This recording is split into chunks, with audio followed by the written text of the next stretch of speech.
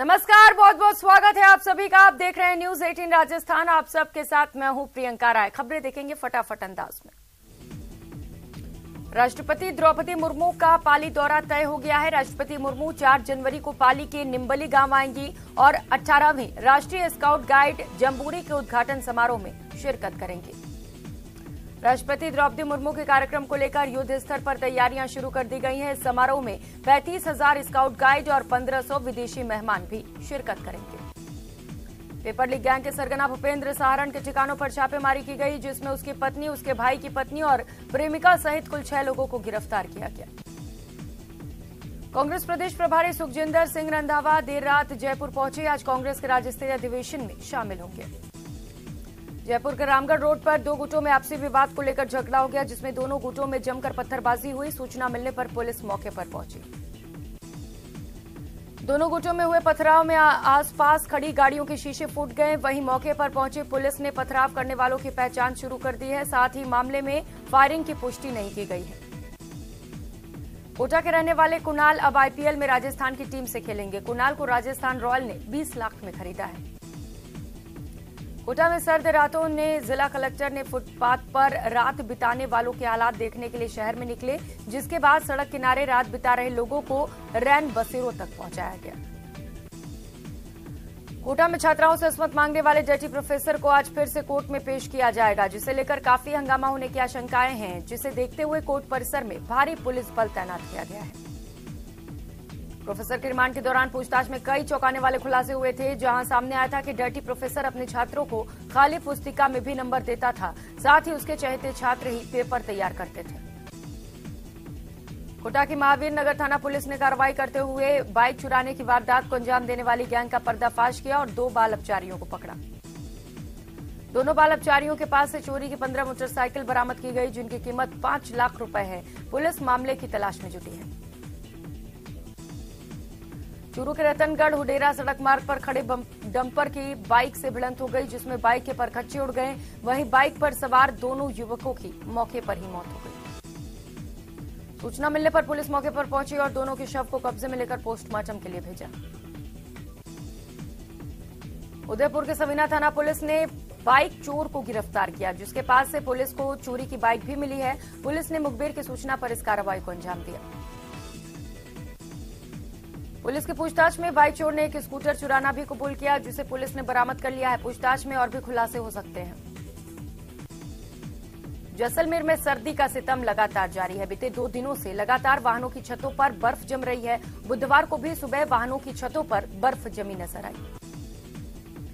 बूंदी के नरमादेह में यूरिया खाद की किल्लत चल रही है। इसी कड़ी में सहकारी समिति और एक निजी डीलर से यूरिया खाद के 1970 कट्टे आने से किसानों की भारी भीड़ उमड़ पड़ी। राजसमंद के चारभुजा थाना पुलिस ने वृद्ध महिला के साथ छेड़खानी के मामले में 6 माह से फरार चल रहे वांछित अभियुक्त को गिरफ्तार किया।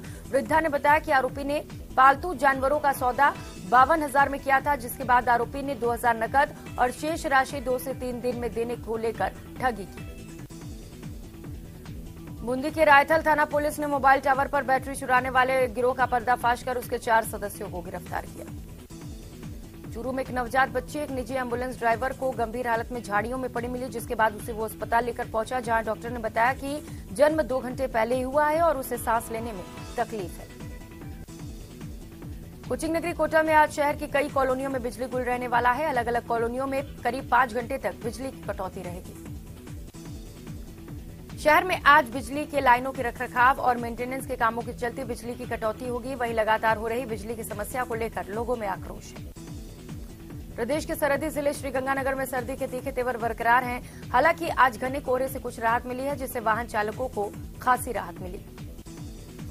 अलवर में सर्दी की वजह से ओस की बूंदें जम गई और पाला जमने से सर्दी का प्रकोप बढ़ गया। पिछले 4 दिनों से पड़ रही कड़ाके की ठंड के कारण जनजीवन अस्त व्यस्त हो गया है।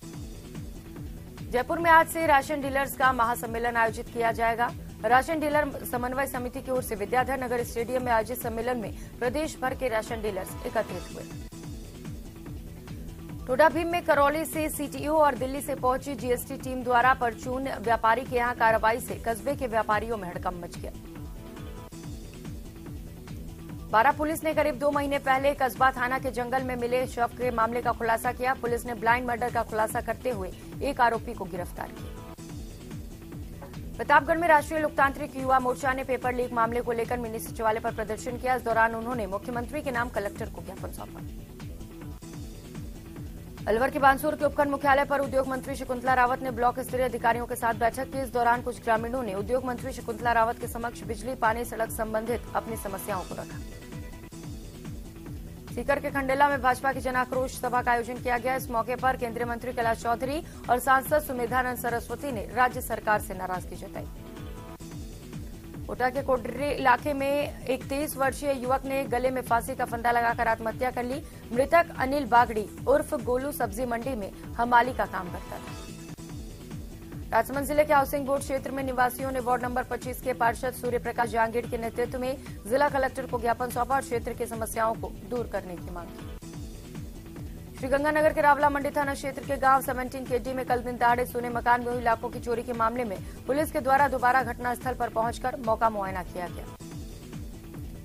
डूंगरपुर मेडिकल कॉलेज अस्पताल में शिशु संबंधी चिकित्सा सेवाओं का निरीक्षण करने आज राज्य स्तरीय मुस्कान टीम अस्पताल पहुंची। इस दौरान टीम ने अस्पताल में शिशु वार्ड का जायजा लिया।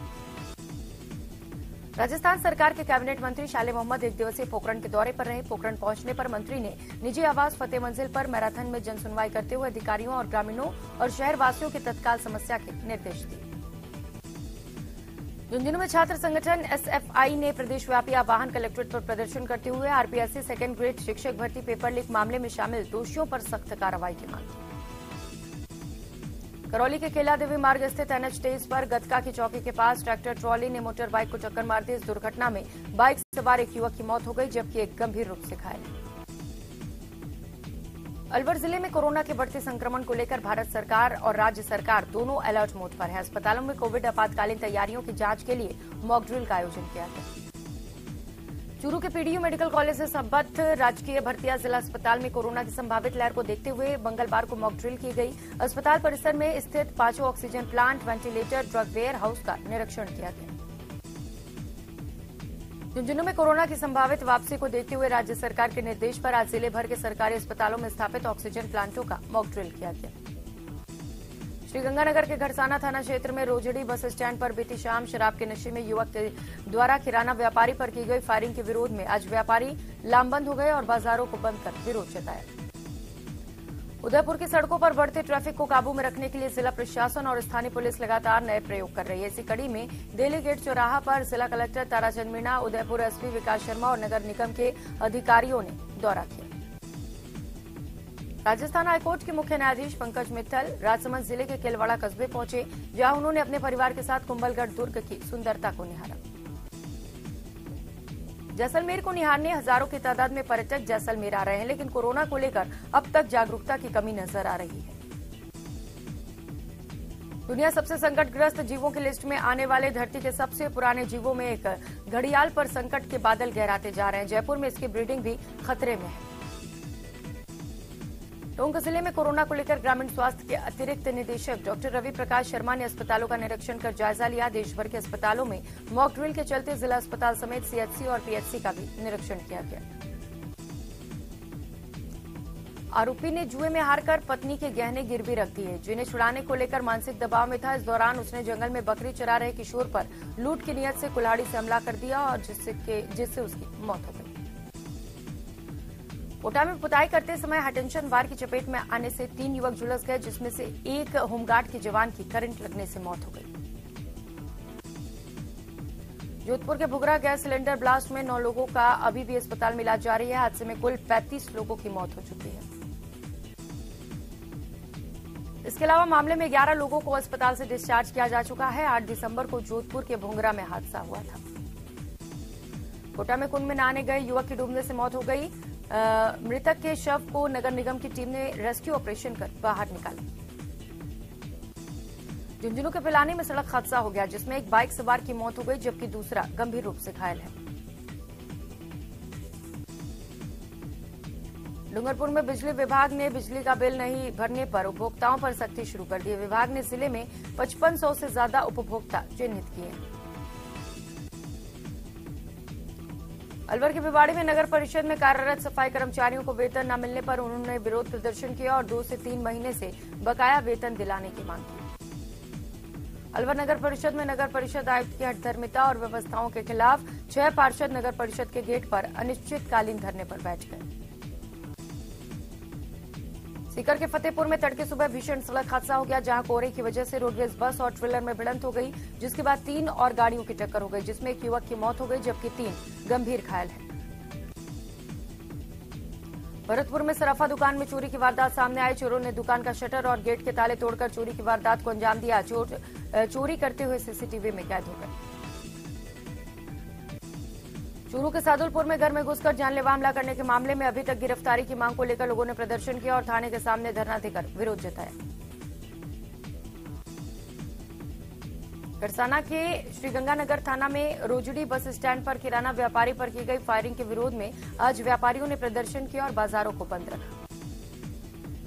बाजार बंद कर व्यापारियों ने आरोपी सोनू जाट की गिरफ्तारी की मांग की। कल शाम को बस स्टैंड के पास किराना व्यापारी की गोली मारकर हत्या कर दी गई थी।